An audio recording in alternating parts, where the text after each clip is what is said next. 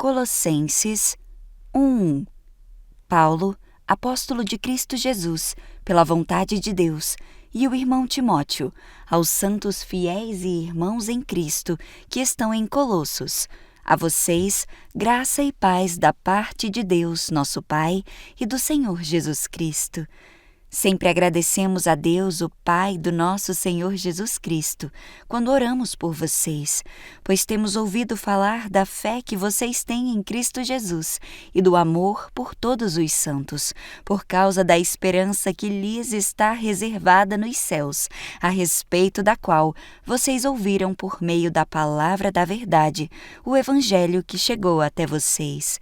Por todo o mundo, este Evangelho vai frutificando e crescendo, como também ocorre entre vocês, até o dia em que o ouviram e entenderam a graça de Deus em toda a sua verdade. Vocês o aprenderam de Epáfras, nosso amado cooperador, fiel ministro de Cristo para conosco, que também nos falou do amor que vocês têm no Espírito. Por essa razão, desde o dia em que o ouvimos, não deixamos de orar por vocês e de pedir que sejam cheios do pleno conhecimento da vontade de Deus, com toda a sabedoria e entendimento espiritual.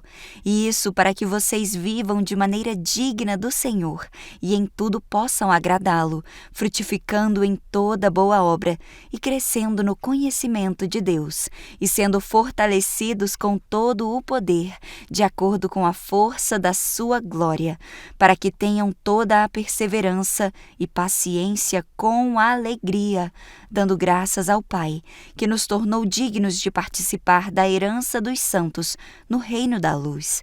Pois Ele nos resgatou do domínio das trevas e nos transportou para o reino do seu Filho amado, em que temos a redenção, a saber, o perdão dos pecados.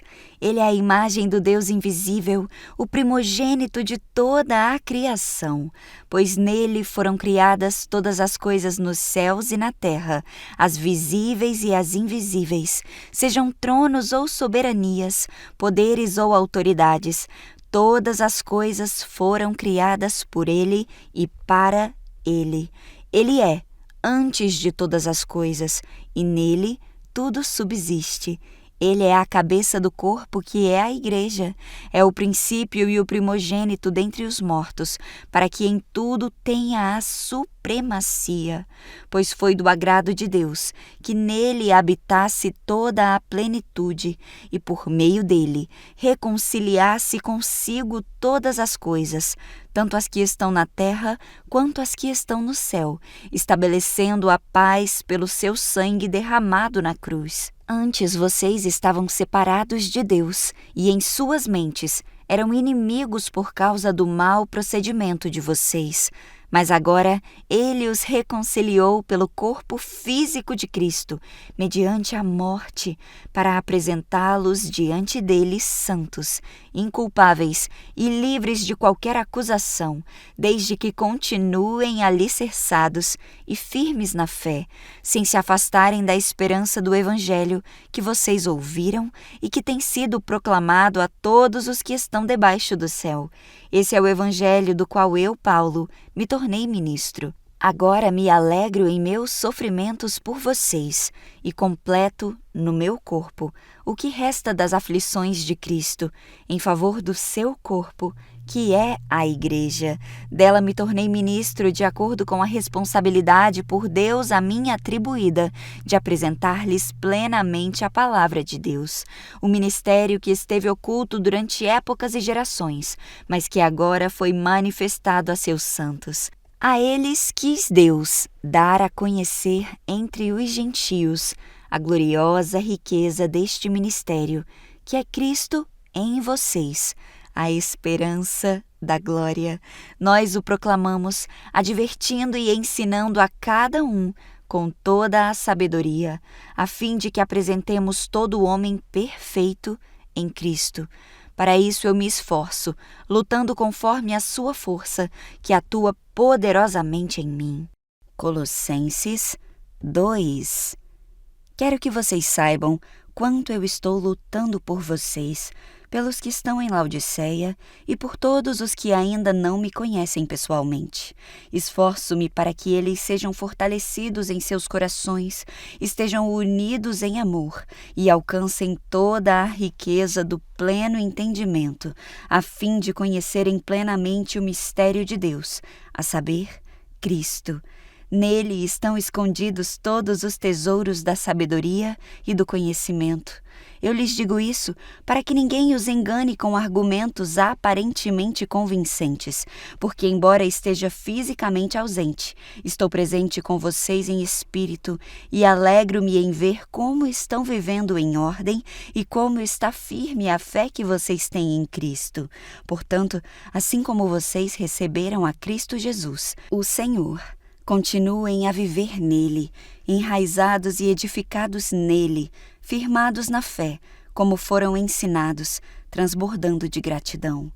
Tenham cuidado para que ninguém os escravize a filosofias vãs e enganosas, que se fundamentam nas tradições humanas e nos princípios elementares deste mundo, e não em Cristo, pois em Cristo habita corporalmente toda a plenitude da divindade, e por estarem nele, que é o cabeça de todo o poder e autoridade, vocês receberam a plenitude. Nele também vocês foram circuncidados, não com uma circuncisão feita por mãos humanas, mas com a circuncisão feita por Cristo, que é o despojar do corpo da carne.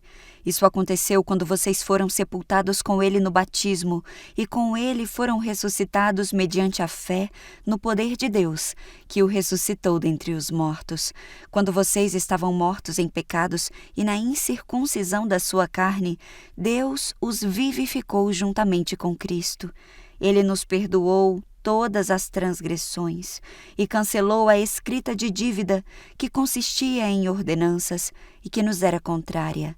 Ele a removeu, pregando-a na cruz, e tendo despojado os poderes e as autoridades, fez deles um espetáculo público, triunfando sobre eles na cruz. Portanto, não permitam que ninguém os julgue pelo que vocês comem ou bebem, ou com relação a alguma festividade religiosa, ou à celebração de luas novas ou dos dias de sábado.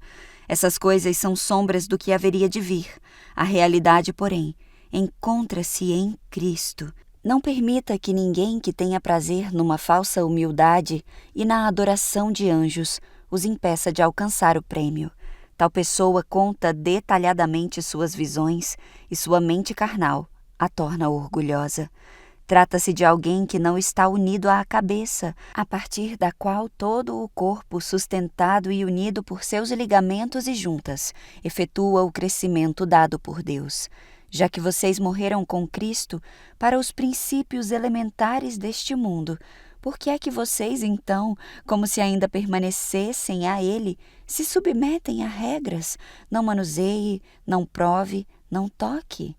Todas essas coisas estão destinadas a perecer pelo uso, pois se baseiam em mandamentos e ensinos humanos.